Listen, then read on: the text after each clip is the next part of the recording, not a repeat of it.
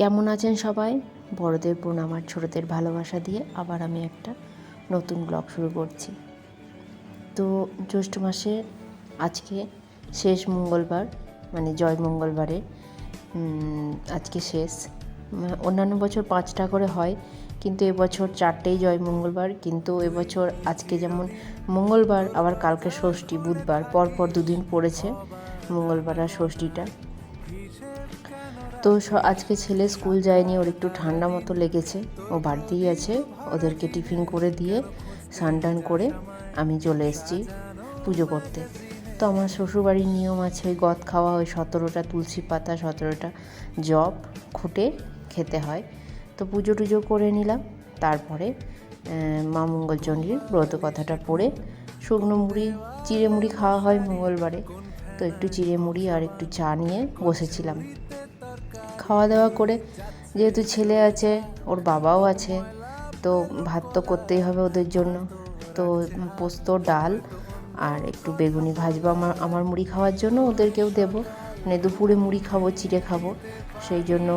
আর আমার ছেলে তো বেগুনি খায় না, ওই আলু দিয়ে ভেজে দিলে ওটা খায়। তো ওর জন্য আগে আলু দিয়ে ভেজে দিলাম। তারপর একদম চলে এসেছি সন্ধেবেলা, মানে বিকেলবেলা এখন। তো খিদে পেয়ে গেছে বাবুর, তো ওখানে ম্যাগি করে দিলাম, মানে ভেজে দিলাম ম্যাগিটাকে আর কি সিদ্ধ করে। তো ওদের ম্যাগি ট্যাগি খাওয়া হয়ে যাওয়ার পর আমি সন্ধে জ্বালতে লেগেছিলাম।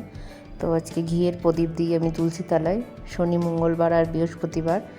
আর এই যে এই ধুনো দেওয়ার জন্য এই নারকেলের এগুলো অ্যামাজন থেকে মনে হয়, হ্যাঁ অ্যামাজন থেকেই অর্ডার করে দিয়েছে।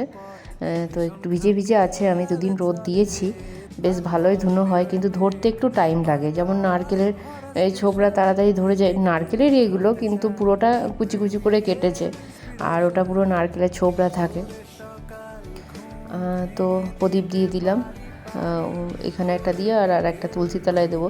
আর এই ধূপকাঠিটা আমি সেদিন ইস্কন মন্দির গিয়েছিলাম, ইস্কন মন্দির থেকে নিয়ে এসেছিলাম, বেশ খুব সুন্দর সেন্ট, কিন্তু খুব সুন্দর গন্ধ। তুলসী তলায় চলে এসেছি প্রদীপ দিতে। कुमुदिनीवार सुमतिके कांचन वरन विराजे सुरेश कानन कुंडल कुंजित केशा हाथ वज्र ध्वजा विराजे कांधे मौजो जनय साजे शंकर सुवर्ण केसरी नंदन तेजकोटा महाजगवंदन विद्या बांधुनीति चातुर राम काज षोड़ घर सती राजपु निरंतर हनुमान बलबीरा जो जो जो हनुमान गोसाई कृपा करो गुरुदेव की नाय जो शतबार पाठ करे कोई छोटे बंधी मुआसु হয়ে জয় পড়ে। এই শনি মঙ্গলবার তুলসী তলায় যদি হনুমান চল্লিশা পড়া হয় বলে নাকি খুব ভালো। ওই জন্য পুরোটা তো অনেক টাইম লেগে যাবে, ওই জন্য একটু কেটে কেটেই তোমাদের সঙ্গে শেয়ার করলাম। আর ওর ঠান্ডা লেগেছে বললাম, ওই জন্য একটু গরম জলের ভাঁপ দিতে বললাম ওর বাবাকে। আর রাতের খাবার করতে লেগেছিলাম, ছেলেও পড়তে বসে গেছে একটু পরে।